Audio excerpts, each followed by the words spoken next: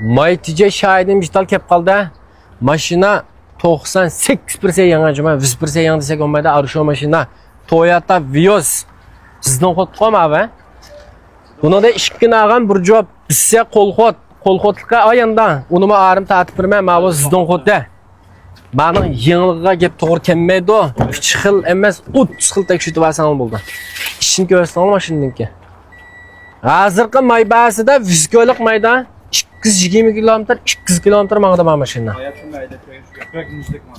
250'nin men yetişi var. May serpiyat en töven. Birden bir yaxşı çıkan maşinlar. Toyota Vios. Jilin göreytin mi anınki? 16'da. Birinci ayının kişi.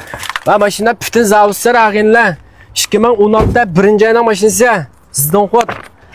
Mana şınyen boşuna 2027'de birinci ağıç var. Muşumba yanılan bir kol maşina.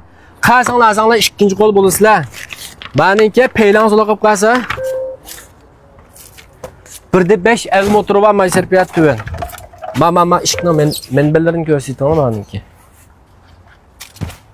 Pek yığınızın altında gelip şırkılanlar banki qaz qısak long şofu aldıdan bir köpül tölemeysizler. Maşinanın pulusu 22.800 koy.